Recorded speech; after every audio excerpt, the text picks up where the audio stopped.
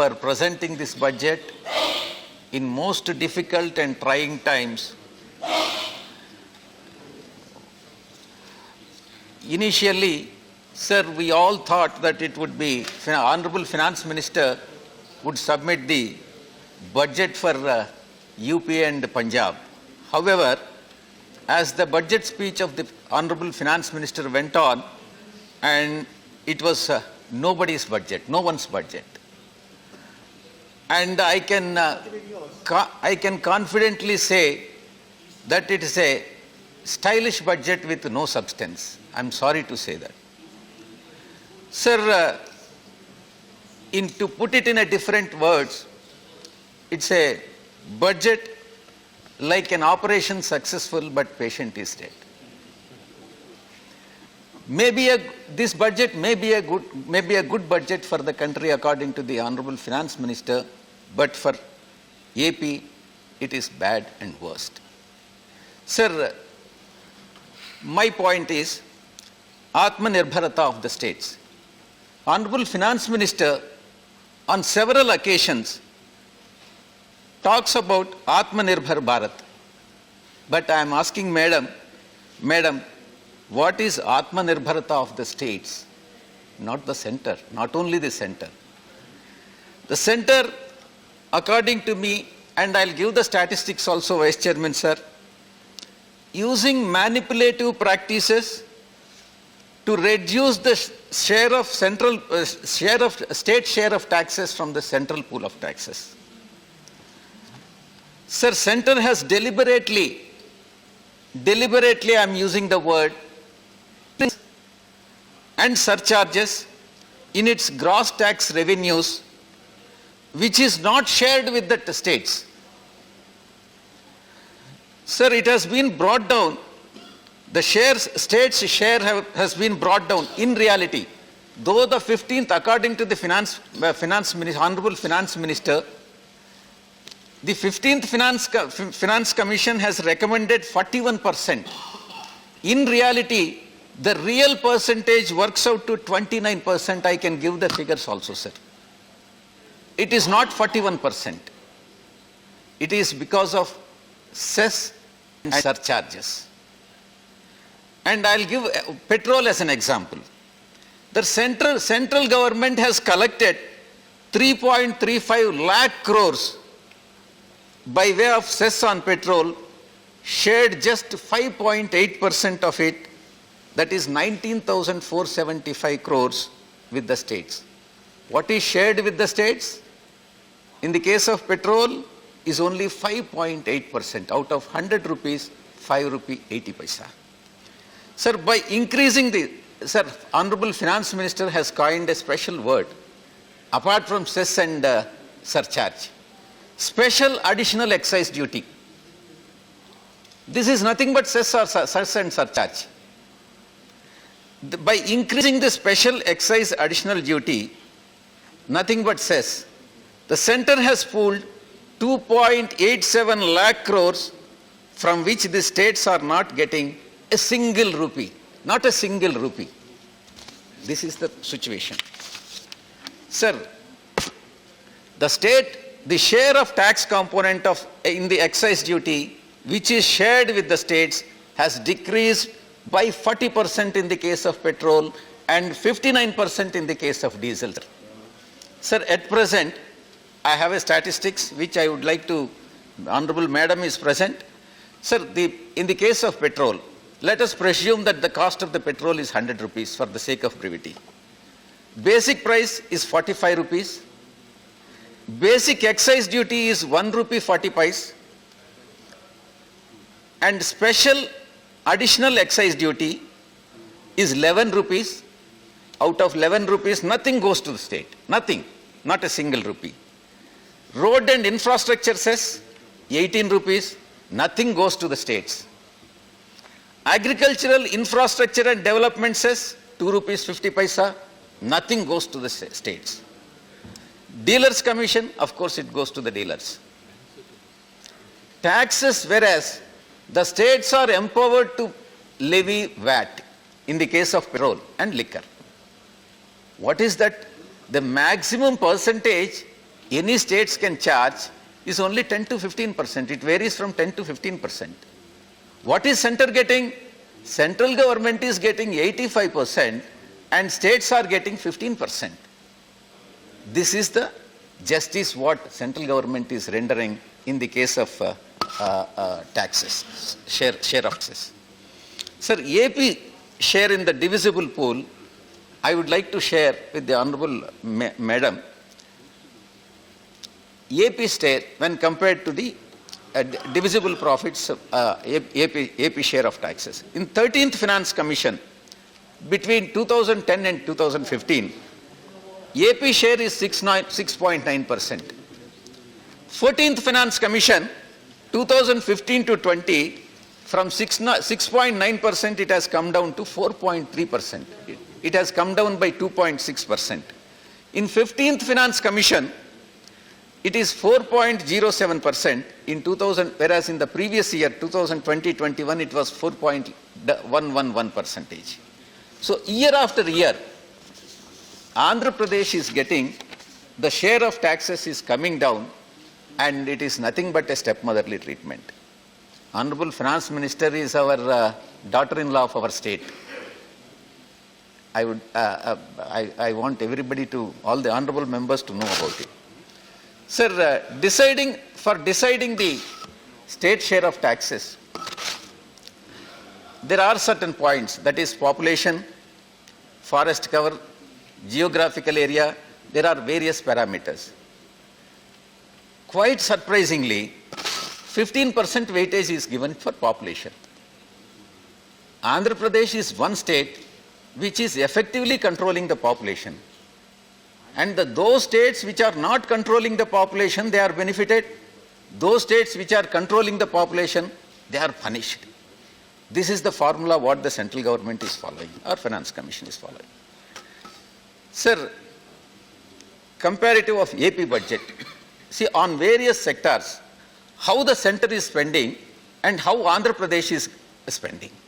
Sir, on agriculture, Andhra Pradesh is spending 5.9% of the total expenditure, whereas center, which is agriculture, is considered to be priority sector.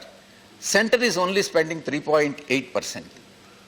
Education, Andhra is spending 11.8% and center is spending 2.6%.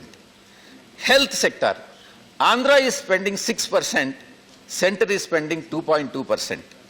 Rural development, Andhra is spending 7.1%, whereas center is spending 5.2%. Whereas my colleague sitting in front of me, Kanakamedala Ravindra, TDP, they criticize that state is not spending enough. And their leader, day in and day out, criticizes YSRCP government, saying that the government has failed in all respects, in all counts. This is how the politics are being played. Sir, the crucial sectors like agriculture, education, health, rural development, social welfare, Andhra Pradesh is spending more than the central government despite severe financial crisis on account of stepmotherly treatment by the central government. Sir, coming to income tax, I would like to bring to the notice of Honorable Madam. Madam, there is a 10% increase in the overall revenues on account of tax revenues. Madam, the tax exemption limit, when you came to power in 2014, was 2,50,000. And now, from 2014 to 2022, what is the inflation? Cumulative inflation is 48%, sir. Whereas, basic tax exemption limit remains the same. And I request the Honorable Madam to link this minimum tax exemption limit with that of inflation rate. Sir, with inflation reaching all-time high, but tax rates remain the same. This is the pathetic situation. And I request the Honorable Madam to further rationalize it and inflation be adjusted IT deductions and exemptions. Madam, there are certain difficulties, because I am also taxpayer and chartered accountant. There are certain difficulties that are being faced by the assessees. One is, there are 5 tedious documents which one has to collect in order to file the tax returns. One is Form 16 from the employer. Second is for interest income TDS certificates from Form 16A. Third is TDS certificates for other income, and Form 26AS, and tax saving investment and expenditure proofs. These are all the documents which one has to collect in order to file the tax returns. My suggestion in this regard is consolidate multiple compliances across various forms into single ITR form. And form will make ITR, this suggestion would make the form filing IT friendly. Madam, there are certain which many assessees would have brought to the notice of Honorable Finance Minister. There are certain glitches in the portal. Lakhs of taxpayers have been complaining of glitches and errors in income tax portal for months now. There are several occasions where Honorable Madam has extended the time limit for filing the tax returns, and these glitches are to be addressed very promptly, sir. Sir, reduced subsidies, which is very, very important. Sir, food subsidy has been reduced. Center claims that nobody, in fact, in the yesterday's meeting also, the center claims that nobody remained hungry during the pandemic. But the allocation of food subsidy is down by 28%. Sir, fertilizer subsidy. Reduction in fertilizer subsidy is definitely anti-farmer. Increase in the fertilizer prices has severely affected the farmers. And the allocation towards the fertilizer subsidy has been reduced by 25%. Then coming to LPG reduction, subsidy in LPG reduction. Lakhs of poor households rely on LPG subsidy, and center has slashed the allocation by 11%. Certain important aspects regarding the Andhra Pradesh, I am concluding it, sir. Andhra Pradesh particularly, major infrastructure projects. And in fact, in 2014, AP Reorganization Act has been passed. And 13 or 14. South Coastal Railway Zone, Vizag Chennai Corridor, Polavaram Irrigation Project. In fact, I have submitted I met Honorable Madam and then made a submission also. Kadapa Steel Plant, Dugarajapatnam Port, and Kakinada Petrochemical Complex.